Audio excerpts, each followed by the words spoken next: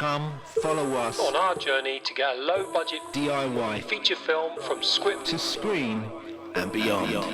Nobody knows who we are. Look at yourselves, sir. Realistically, nobody's going to give you that money. Nobody. You don't know who the fuck you are. It's a complete risk. You are unknown. This is our first feature film, something we're going to do together. You're going to get it warts and all. For now, you're just some pair of idiots like everyone else. Never wait for permission. You just have to start. Give yourself something impossible to do, and then just find the bloody way of making that thing happen. This is DIY Cinema Cult.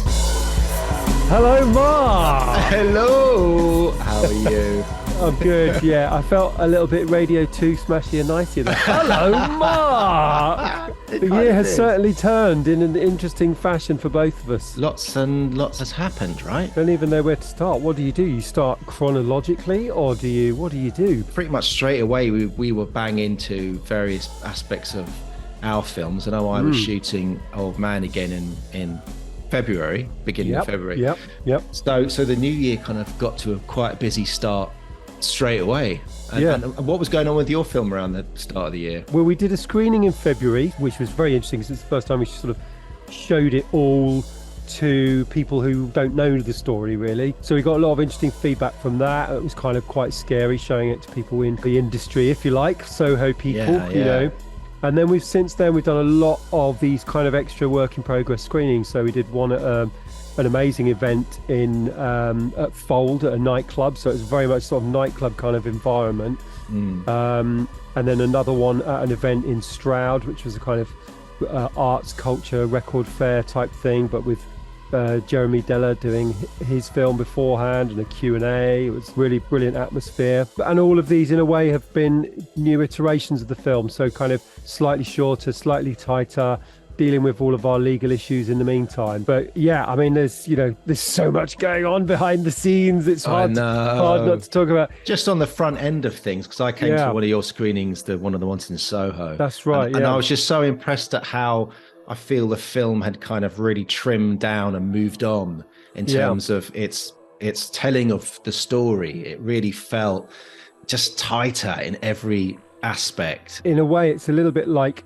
showing rough cuts to many thousands of people in public while they're, drinking and talking to me. And, it's been quite an unusual bit of the process, this kind of work in progress screenings. But each one, in a way, kind of confirms for me certain things which could do with being tightened. And generally, all of the screenings have been fantastic, but they all start to tell you a story of what you need to do to get it to a wider audience. I had, fabulous kind of responses from lots of people, but still a few people are like, I think it's maybe a bit long. There's a little bit, it slows down in the middle. And you gave me some great notes, and I got some great notes from other people. And you've kind of got to take all of those notes, digest them all, and sort of go with the ones that you kind of knew already. So now, even since then, we've got another screening coming up, but the next one, it will be actually 15 minutes, almost 15 minutes less than the Soho screening, so which we were just over 2 hours, and at the moment we're about 1:51. That's quite a good guide to go by if there's inklings that you have yourself about the edit. If they become notes that are repeated back to you, those are the ones you should maybe focus on. Yeah, that's definitely good. Yeah. It's a slow process, but all of these open screenings, these work in progress screenings, have been really invaluable. Ladies and gentlemen, please bring your drinks to your seats. Settle down for tonight's entertainment. Introducing to you right now on saxophone, Mr. Aaron Trinder. That's right. And playing jazz flute tonight with his ass, Mr. Marc Hardman.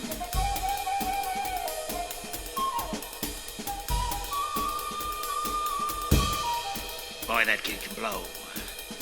Settle down, boys and girls. Ladies and gentlemen, this is the DIY Cinema Cult. All right, let's go.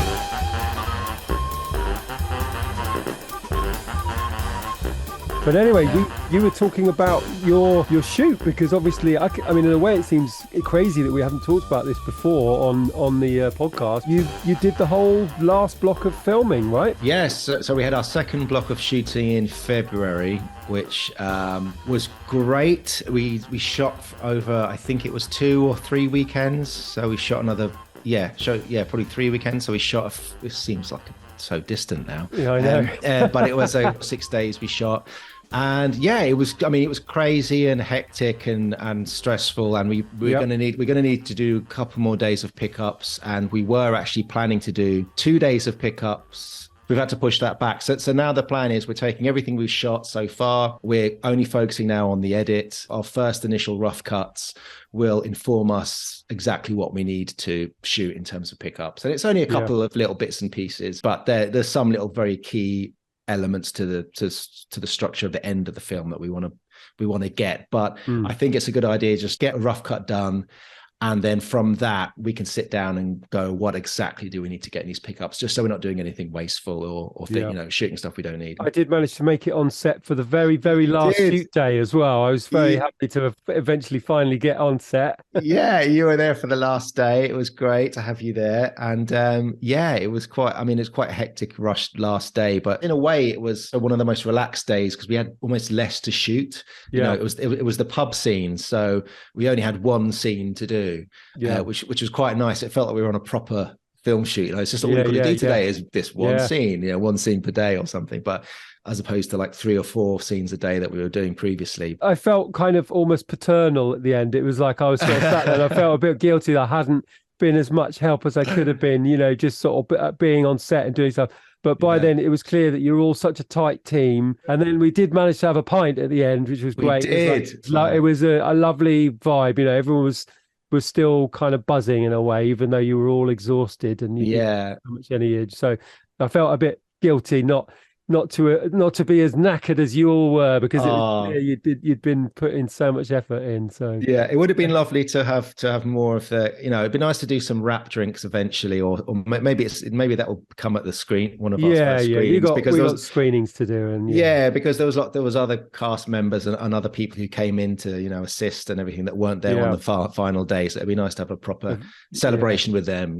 Totally. But I mean, it's a great achievement, and I think it probably makes people realize, listening to the podcast and also just sort of getting a sense of how you actually get a film together, that it's kind of, it's so non-linear, isn't it? I mean, the whole process is like a process of sort of collage or montage or what have you, as in you're just getting the bits you need from over here and you're getting some other bits you need from over here, and then you look at them and okay, there's a few things we didn't quite get. It's just not the kind of the clean, straight process that everyone thinks it is. No. As in, you write something, you shoot it, and then you put it all together like a jigsaw. It's just, there's no rule book in some way, and you can learn, and that gives you ammunition for the next time. But in a way, the process is sort of gloriously imperfect. When we shot the second phase of production, I was looking through footage, and we shot this stuff of Rich out on the street, and it's the very start of the film where his character's leaving a mobile phone message to his brother. And we were shooting in our local area in Crouch End, just out on the street. And we were shooting it quite guerrilla style. So it was just me, Rami, the sound guy, Rich, our actor. And we put Rich on an island, on a traffic island in the middle of this junction to get the shot. And we were on the side of the road filming him from far on radio mics. And it wasn't until I looked at the footage maybe a week later or a couple of days later that I noticed that one of our local celebrity actors who lives locally to us had walked past camera in the back, Peter Capaldi. Oh, yes. From The Thick of It and Paddington and what have you. Doctor Who, Mr. Doctor Who, yeah. So Doctor Who walks past in the background and he's staring right down our camera because he thinks that we're filming him. He thinks we're a little kind of crew hiding behind a lamppost. Trying to film him. Yeah. So he's sending us like thundering kind of glares down the camera. He doesn't realize that we're actually filming Rich. And it isn't until I look back at the footage a couple of days later, I'm going, oh my God, there's Doctor Who in the background. And he completely... Malcolm Tucker, who's going to fuck Malcolm you up. Tucker, He completely ruins the take. Because, I mean, we see him on the high street every now and again. He lives in our area. Pretty close, And but I just didn't expect him. I mean, that's one of the problems of filming in an area like Crouch End. Like, you might have to have some very expensive walk-ons by accidental walk-ons. So then I was in the situation where I had to be like, so I've got Peter Capaldi in my rushes, and I'm going to have to cut him out of my film. He's not. He's going to have to hit the cutting room floor. And I did a very initial cut. Just I've been cutting a lot of the stuff as I've been going, just for myself. Yeah.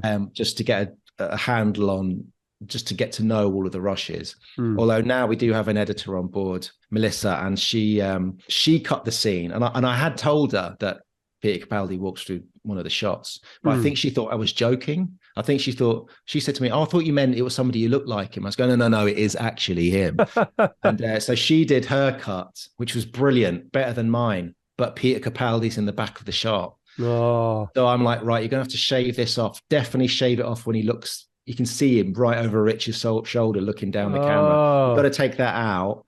Yeah. But we might have a little bit of Mr. Capaldi's shoulder in the shot. So in a sense, he is in our film. He's in your film. Well, but maybe not enough to put him on the poster, I don't think. Yeah. Well, but maybe you could just sort of deep fake him and he just put your face in or something like that, can't you?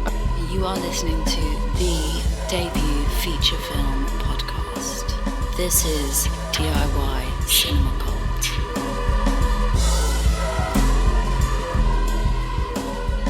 I was thinking about the fact that since we did our last podcast, AI was this sort of vague, Skynet and all that. And since the podcast that we did last time, AI has almost completely taken over the news. Now suddenly what was a kind of a distant, they'll never quite get it right, but, hey, at some point. Now the world has turned entirely. So what do you think of that? Because obviously not only is it going to affect the post-production world, like, you'll be able to sort of deep fake Peter Capaldi's face and turn it into your own. Yeah. That's almost like old hat now, that kind of thing. But there's all this other implication with it all because, the writers of Hollywood at the moment are kind of on strike, and the studios are exploring using AI instead of writers to write their scripts for them, with a human kind of involved somewhere along the line. Yeah. So we really have sort of gone through the mirror and come out the other side a little bit, haven't we? Since our ritual at the top of Ali Pali. I know. I don't know what to make of it. I think that there's a kind of hysteria going on at the moment around AI, and I think that once it calms down, I think it will become more of a tool for some kind of human expression. Because I still think that without having a human element behind something like behind a tool or a form of art or what have you, without that human connection, I feel like it falls kind of slightly flat for me anyway. And I think that, I just think that having something completely generated artificially, it kind of, there's some kind of emptiness there in its essence that will somehow be felt by the viewer. Unless you become to a scary place where AI art's being created for AI eyes to appreciate, and then you start to go on a whole new mind-bending gist on it. But I just feel for human beings, art is all about human communication, right? And I feel like the AI element to it is interesting as a novelty, but maybe will become absorbed into, it'll become another mode of expression or a tool that we can use. What do you think about it? Yeah, I mean, I think you're right. I think, I have done some playing around because I think, like everybody, I was quite curious to see how good it is. So I played around both on the visual side with things like Midjourney and Runway, and I've played also on the sort of word side with ChatGPT, etc. In various capacities.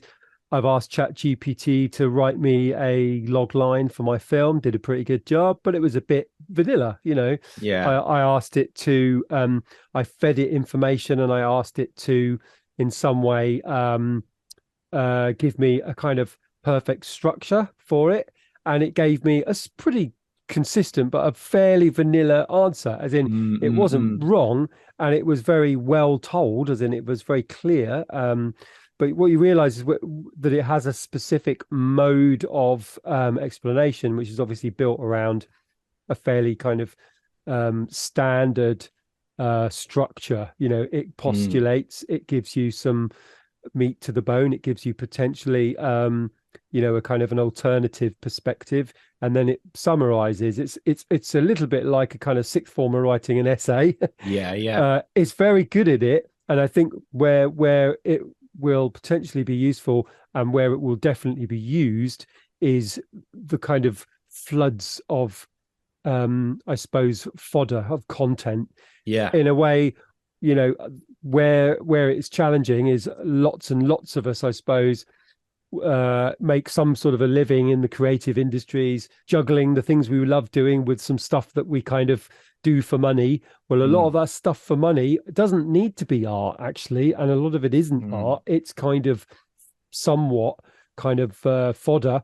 And I think a lot of that will go because a lot of it will become repeatable and programmable. I suppose there's a sort of bigger story there, as in, well, maybe, it's not going to write the screenplay for 2001. It's not going to come up with this sort of story and be able to execute kind of a David Lynch film. It's not going to have the sensibility of Jane Campion. It's not going to be that close to human sensitivity. But for a lot of what we actually consume, or a lot of what a lot of people actually consume, it'll be good enough. You're right. It's never going to have those, or at least not yet, have those kind of revolutionary ideas that come from those quite genius minds, like you say, like a Kubrick or a Lynch, because they give you something that you don't know you want or need yet. It's something kind of a new idea that maybe you haven't even thought of, whereas the AI is going to give you an idea that has been thought of because it's more generic and it's more logical, and it'll be able to do a funny version of a Kubrick.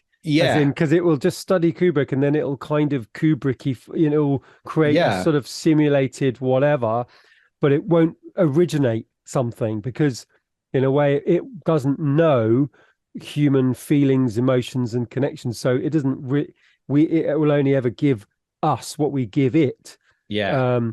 But there is definitely a worry, I think, in terms of where it has actually gleaned all of its information from, and effectively it's gleaned it from humans. And a lot of these big corporations are going to make a huge amount of money off of these various kind of systems. In the end, it's a kind of a huge example of plagiarism, as in, these systems have plagiarized en masse human intelligence, human creativity, human ingenuity, and so all of that's been swallowed up, and then it will be given back to us for some sort of price, and it will then it will also undercut huge amounts of people working in well, not just creative industries, but coding and administration, management. I mean, it's it'll go across the board, but it's gleaned all of that from humans, and humans, because it's where's it got it from? Well, it's got it from all of our output on the internet. Well, I do know a couple of promo producers in TV who have been, just for a laugh and for the novelty of it, when they submit scripts for promos, one of them out of the three that they'll submit will be AI written. And they won't say, but they will just submit one of them just to see what would happen. And of course, AI is going to write the tick box generic script that marketing departments are absolutely going to love, right? And part of the battle of being a creative within the television industry, is that you're constantly trying to fight for unique ideas, in spite of a marketing department who want something more generic and something that's more kind of, like you say, vanilla. So in a way, if AI does take over, that's the kind of area it'll probably take over in kind of promos, quick ads, online content, radio ads. That means there'll be less opportunity for little interesting ideas to be pushed through by a human mind, so it will just kind of make everything slightly more bland in a sense. In a way, it's kind of what the internet has had a habit of doing anyway, as in the internet's ability to kind of create groupthink en masse and as a sort of an entire society. And it's sort of, you have an extremism that's been created. We become polarized by it. And so in a way, that's the nuances of both politics, but also maybe art. are kind of being rubbed out. Hollywood's a great example of it. They now can test so thoroughly in terms of data analysis, how a certain story or how certain stars or they can test it so thoroughly ahead of time, because obviously they're going to spend hundreds of millions of dollars on it, but they can test it so thoroughly that any of those nuances, any of those little edges can be worked out before it's ever released on the world. Whereas obviously a lot of we were talking earlier on about a process is always imperfect. We kind of often connect to a certain imperfection in art. We love Lynch because there's a certain mystery element there. Things aren't fully rounded off. Things aren't clear. There's not necessarily, a through line through everything. There's just some element of there's an empty space for us to bring to it. And I think a lot of that stuff is just very unlikely to ever get a place to be seen unless it's extremely low budget and it somehow finds its way through because of this world that we're in. And I think an AI is very unlikely to create. It may create it, but the human who says yes, let's do that, is not asking it to do strange things. It's asking it to come up with surefire hits. And so this is where we're probably entering an even more efficient example of the homogenization, the kind of vanillaization of art and culture in some way.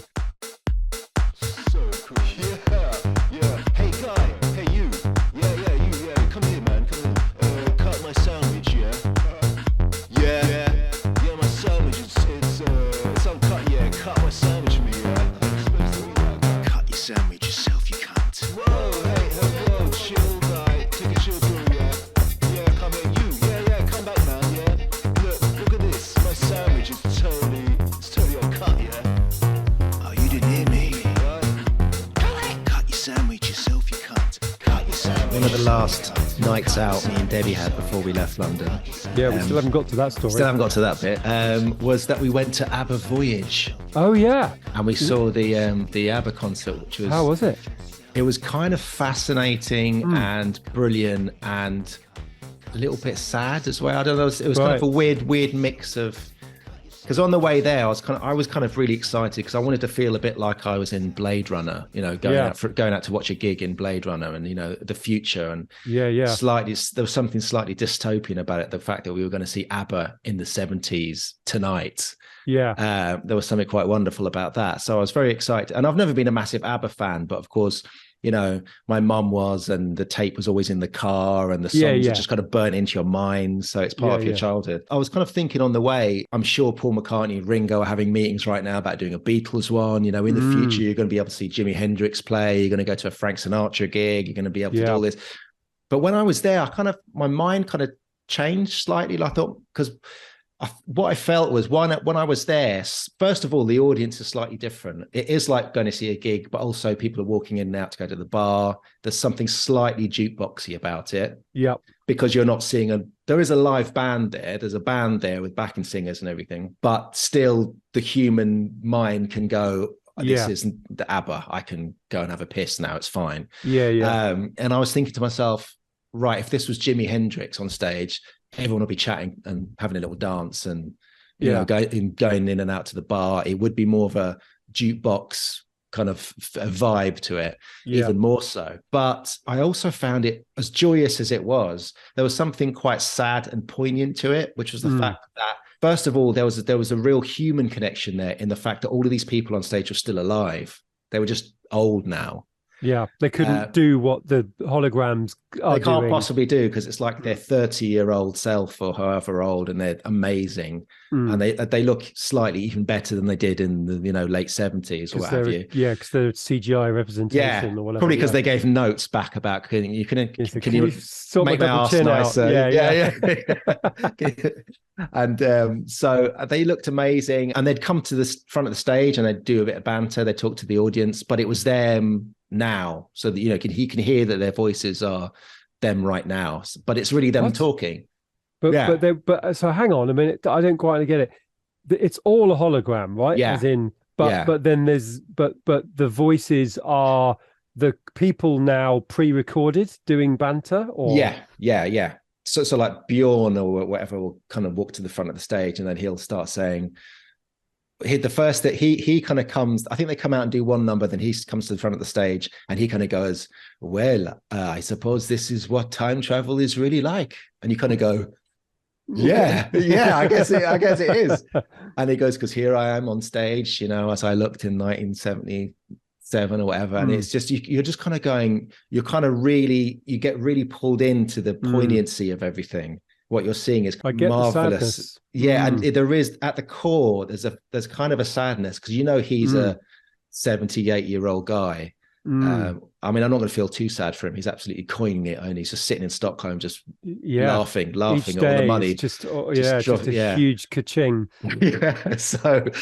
But at the same time, it is sad. It is kind of sad, and just going, seeing your younger selves up on stage in front of you in a very realistic way. The technology is almost there to completely convince you. Of course, it's not quite. The human eye can just tell when something's slightly off, but it's staged in such a brilliant way. So it's staged like a real gig. So they're there on stage and they're the right size, so they're kind of small, they're over there, and then you've got big screens at the side shooting close-ups of them, so everything matches, so it's completely the realism of the whole moment is completely captured.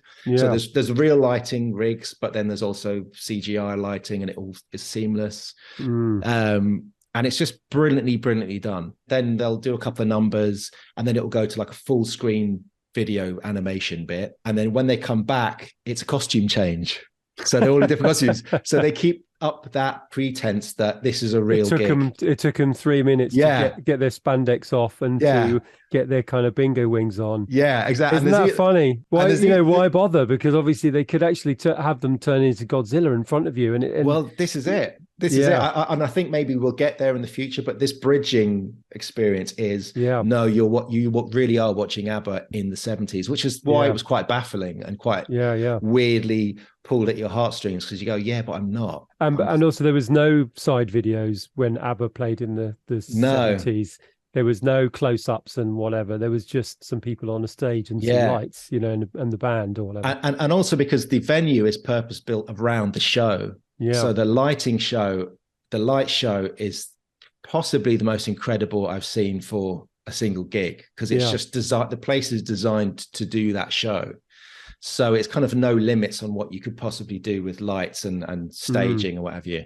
And in that sense, you kind of think, if ABBA from the 70s did get in a time machine and travel to 2023, with all the weight of their back catalogue on their historic success, this is probably the kind of gig they'd do. This is how much money they'd have behind them. This is exactly what it looked like. I just thought, if I was watching Jimi Hendrix, that's all I kept thinking. If it was Jimi Hendrix I was watching, it would be less emotive. But if it was a Beatles one, which I'm sure they're having meetings for right now, that would work, because Paul and Ringo are still alive, and there's quite that emotional thing of seeing John Lennon and George Harrison on stage would be quite impactful.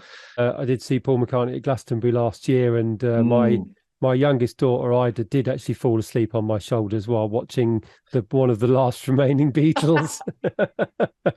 So she might appreciate the kind of CGI version in 10 years' time, because now they get into the music. But they did that moment, didn't they, in that gig when he sang with John Lennon, which I thought was quite brilliant. Well, it's almost like this kind of conversation with the past. That is now possible through all these technological means, and it's a kind of nostalgia, but it's also somehow that it's like fighting against the dying of the light.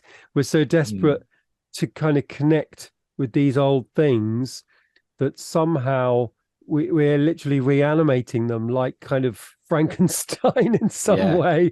Does that mean that new things don't get a space? Well, this is what I was saying to you about me reading Mark Fisher and his theories of capitalist realism. It's the fact that we now culture is there to feed capitalism, so we're stuck in this bubble, which acts as a kind of echo chamber that just repeats the past for us, for our viewing pleasure. And ABBA is the monolithic current example of that, the ABBA Voyage gig. But also, the way that commissions, I suppose, are made in Hollywood is an example of that, because if you think about the monoliths there, the Star Wars universe just keeps on going and going, that the Marvel universe just keeps on going and going. And all of these were actually ideas from the 60s and 70s. But where is the space for very new, different voices, for surprising things that are outside of human experience thus far, or that seem to open a door into something different and new? Because different and new won't necessarily come from the mainstream. It always comes from the fringes. But fringes, as we know, less and less resources for the fringes. And you're quite right. Like, it's like, where is the new, young, revolutionary idea going to come from? And there isn't that much room for it. And again, going back to the capitalist realism, that's the depressing part. The part of that philosophy is that the room for that is getting so narrow that it's almost impossible. And I almost feel like what your film is, the time that your film is describing is almost one of the last examples of that moment where an idea or a feeling or an idea of a different way to live your life was really pushed through and made an impact on society as a whole. Yeah. But as DIY filmmakers, Mark, maybe we're the last hope. Maybe we're the Rebel Alliance.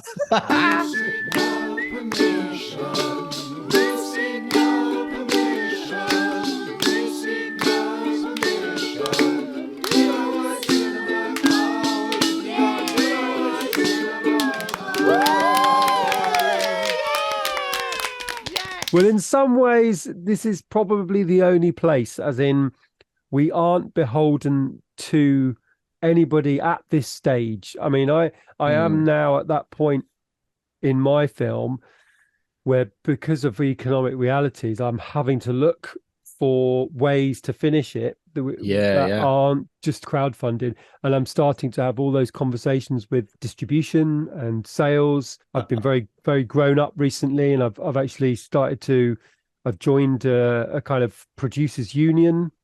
Wow. And I'm starting to have Zoom calls with people who can actually explain to me how all this stuff works, because it is like a lot of these things, it's like a invisible world, unless you're in some way.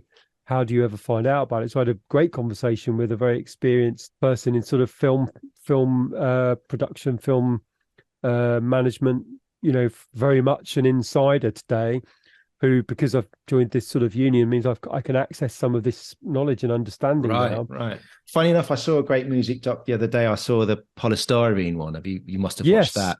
Yeah, and in fact, I am a cliche. I've had some very kind of involvement with some of the people who helped put it together. Which I thought was, one of the best ones I've seen recently. And I noticed that was a Sky original. So I wonder what happened there. Was Sky the kind of person who stepped in at the end to sort licensing out? And was that, would you imagine that would have been the kind of result? I can safely say yes, because I have some understanding of how they went through it. But they started the process in a similar way to me, as in they had an idea, they had access, and then they did a Kickstarter. So the start of the process was very similar, and then at some point they got distribution, and then it gets put onto mainstream platforms. DIY Cinema Club. Have you got any kind of timeline in your brain for your film? Well, we haven't solidified one yet. I've always thought by the end of the year I'd like to have a pretty substantial cut done, but at the moment we're kind of just backwards and forwards in a little bit, and working on a couple of scenes, and it's coming on really great. She sent some stuff through and it looks good, but it's always hard, because the first cuts that you see back, you always have to, as a filmmaker, you have to not be terrified by them, because they can be slightly daunting things to look back on, because although the editor, any editor, and in this case Melissa, she's done a perfect cut of the chronology of the story, the logic of everything makes sense, everything's in its right place, everything is where it wants to be.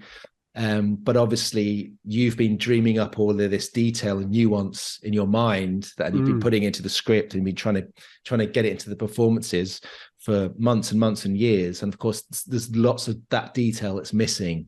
And it's not that it's not there, it's just that it isn't shown yet. So, but what we want to do is get a rough cut, and then we can go back and start working on its timing. Essentially, it's just the timings of everything.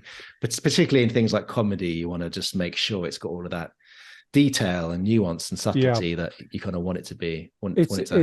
It's the assembly part of it is in a way that it's the blocking out is often in some ways the kind of most ugly version of the film. But you just have to do it. Unfortunately, it's the process you have to go through.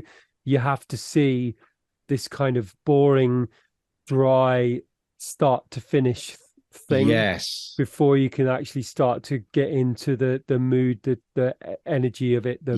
Like you say, with your case, particularly with comic timing, with the emotional beats. And then that if you know they're there, that's fantastic. But if you suddenly go, oh, we just didn't get it, that's the nightmare, isn't it? Well, I mean, that's the worry. You have to. This is why I wanted to get my hands on the footage as well myself and cut, because I know that those things are there. So, but, it could be, if I hadn't have done that, I could see a cut come back to me and go, oh my God, I thought I'd captured something else, and it's just not there. And it is there. It's just, editing is so complex, and it takes so much to bring out. You could take the same footage and make a completely different film. It's great so far, and Melissa's great, and she's super excited about the project, in it for the long haul. So I think we'll just be working on it for the rest of the year. It'll be long because we don't have any, there's very little money in our post-production, so there's none currently. So it's just a case of when we get the time to do it, when Melissa gets the time, when we get chats on the phone, and when we can review cuts. And but of course, we don't want it to go on forever. We want to bring it to an end as soon as we possibly can. But unfortunately, we don't have the luxury of having loads of budget to just buy Melissa's time for the next 3 or 4 months, unfortunately.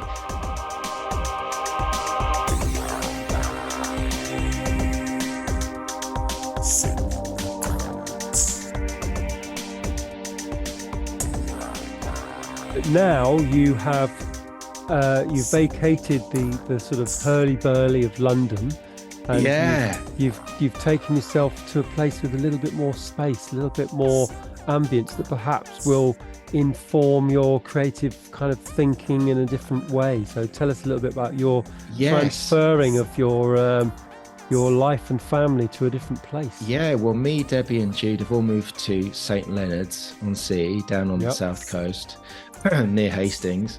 And it was in our plan for a while, because to be honest, we were struggling a bit in London, just financially, paddling away like mad just to keep our chins above water, really. And of course that leaves you no room or space to be creative at all. I'm trying to make a indie feature film on top of that.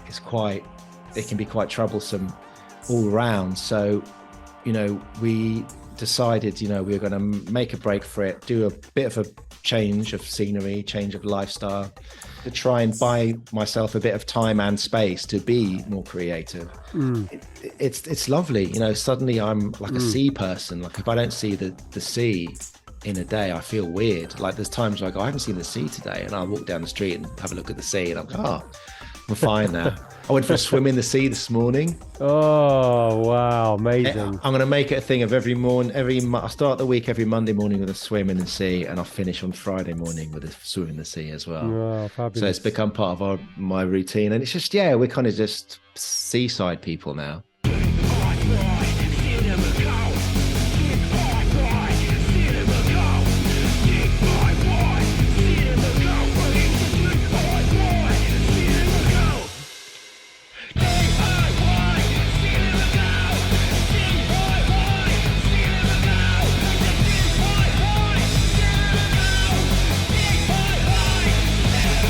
When The Old Man is out and screening and people are looking at it and so on and so forth.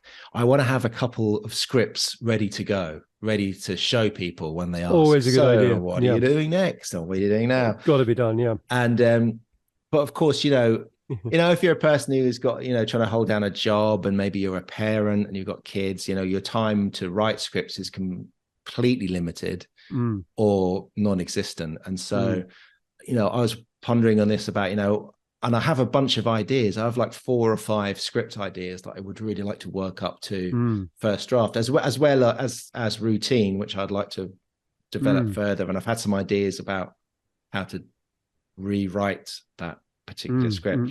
And so I was like, well, how do you go about doing that when you've got no time? I came up with this little idea, which I've been putting into effect, which is doing 1-hour bursts of writing. So only ever doing it for 1 hour. Because what you often do is, when you don't have time, you think, oh, I never have time to write. Okay, I'm going to do Sunday morning, and I'm going to do 3 hours on Sunday morning. You do 3 hours on Sunday morning, you get a bit done. And then you go, yeah, every Sunday morning I will do 3 hours. And the next Sunday morning something happens, and then you don't do that Sunday morning. And then you think, and then you say to yourself, see, I told myself I never have any time. Fuck it. And then you don't do any writing at all. Yeah. So I thought, well, if you could do 1 hour a day somewhere in your day, whether it's early morning, midday, or late at night before you go to bed, if you could do 1 hour, maybe that would at least get you pages written, right?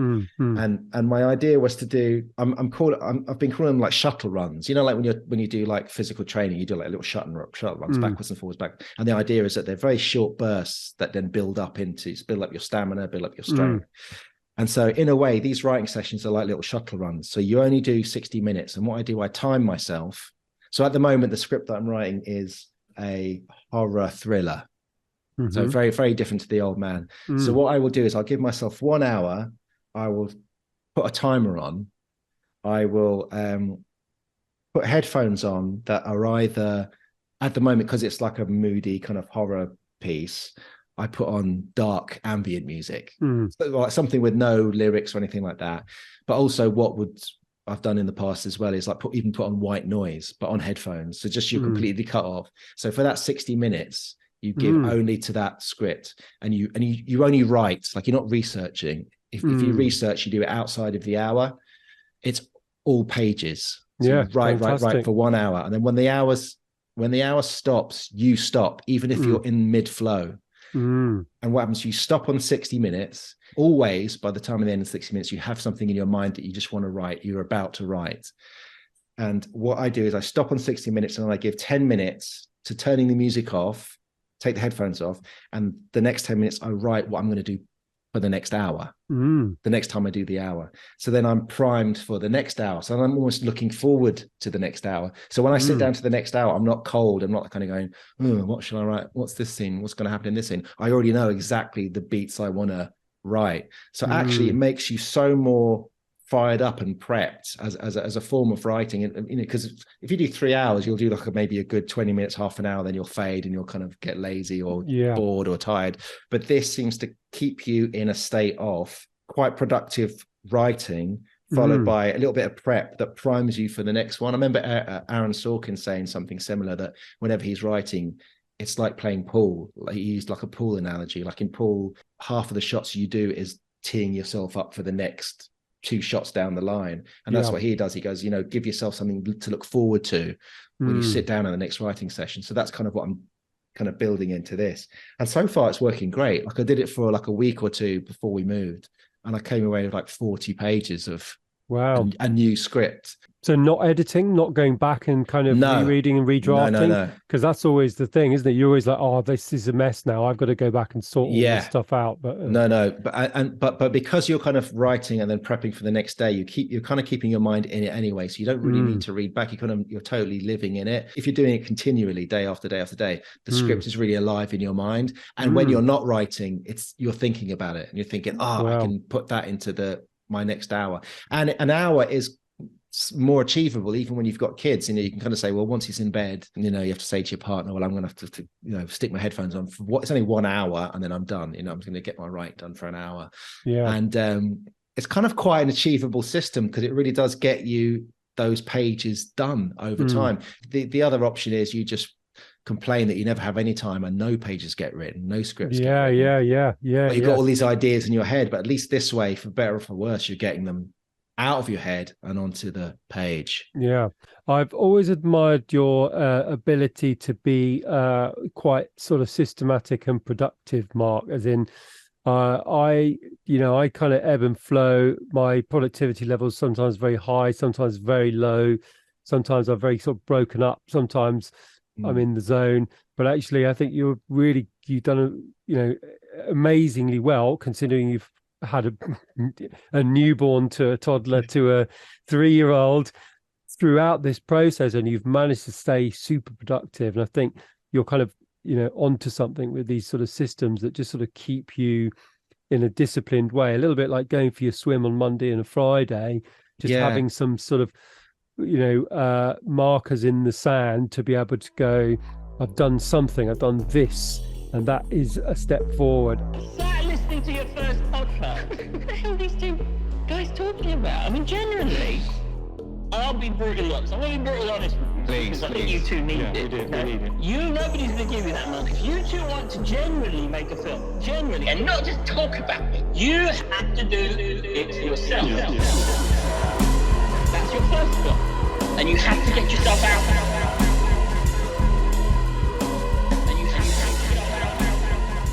I think often people, writers set themselves up to fail in some way, or almost to prove themselves right in thinking, yes, I don't have enough time to write. Yeah, or it's because I've got a day job.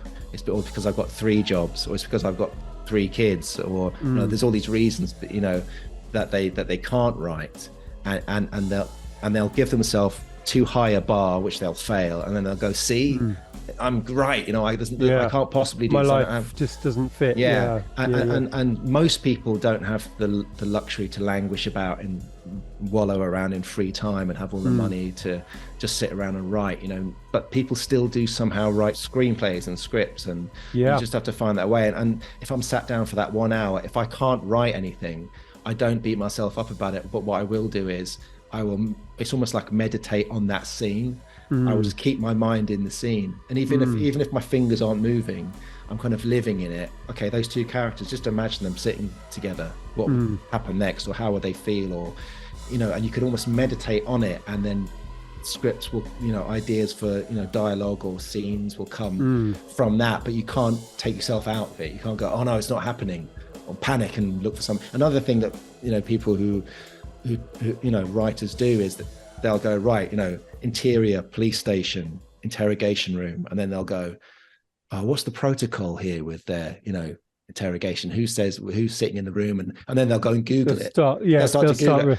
And then they're 2 hours on Google, and I always think, and I don't do any of that. If I'm in a scene that I don't know anything about, I will just live in it and blag it for my mind, and then once I'm out of that 1 hour little shuttle writing session, that's when I can Google it and then bring that to the next hour. That's interesting. I think I definitely suffer from that kind of I'm a bit stuck, so I'm going to go and look as to do this, and then you realize you haven't moved on in the timeline. If I have to sort of fix something, and you think I'm still in the same place, and yes, that might be useful, but actually I've not got any further, and going further is a feeling in itself, which I think just achieving small amounts of goals, no matter how small, gives you little dopamine hits that that it's very easy to replace with the clicking on links, which give you another kind of dopamine hit. And they are unfortunately the ones that don't really produce anything. They just, there's always this sort of element of researching endlessly, but never actually getting anywhere. Never wait for permission. You just have to start. Mark and I have been following, how would you describe it, Mark? Chaos magic? Chaos magic? Chaos magic? Yeah, well, thanks for that, Mark. That's kind of given me some food for thought in terms of my structures, because I've been a little bit, it's very hard to manage all the jobs involved in finishing a film. But I have also been involved in getting another film started, of course. Yes, of course. I've just in more of a production role, but which looks fantastic and fascinating in itself. It looks yeah. So the story is somewhat connected to Free Party, as in it's got a great origin. In the guy Andrew, who was one of the editors on Free Party, who kind of I got started with the film. In a way, he was also there in some of the sort of 90s parts of the story, filming with a camera. He was one of the few people with a camera in his hand. And at the same time, he was also kind of friendly with this band called 2000 DS, who were a Welsh kind of punk anarchist kind of band, lived definitely outside of the just conventional lives we all live.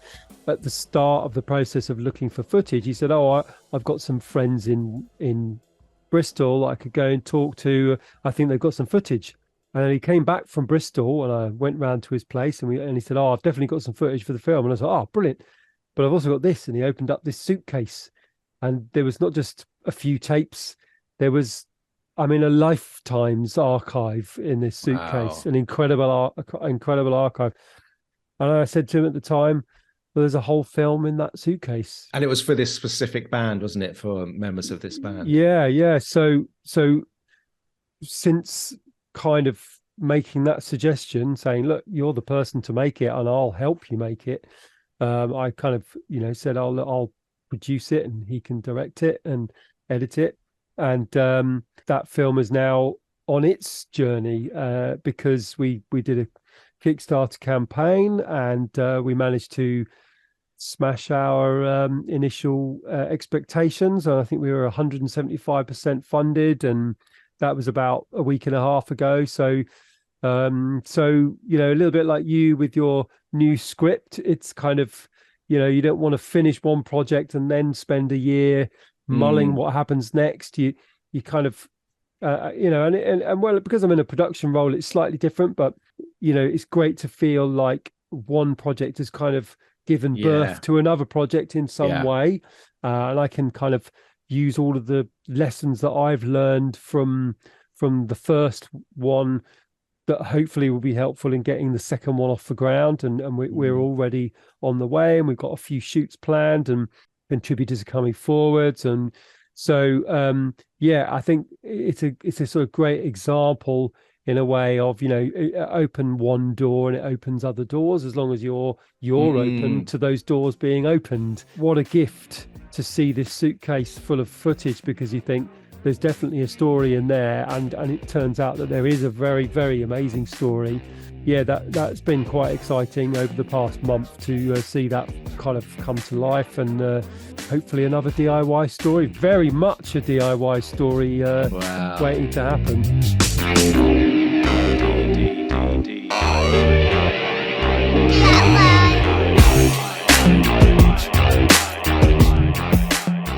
Well, there you go, Aaron. Lovely to chat to you again. Amazing. As always. This, which is episode 32, I think, of DIY Cinema Cult. What I worry about one day is that we'll be the same episode as our age. And then they'll be like, oh my God, we really have been here forever.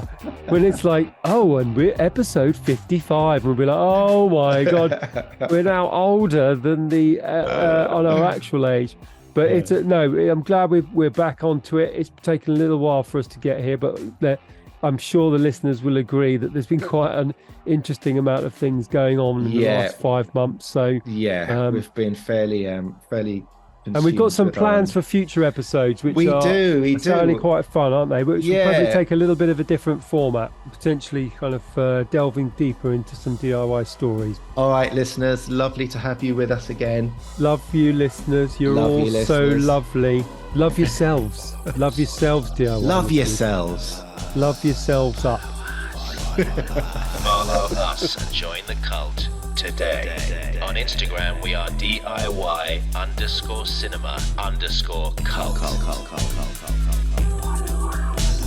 Seek out the DIY Cinema Cult group on Facebook, and don't forget to press those like and subscribe buttons and follow us.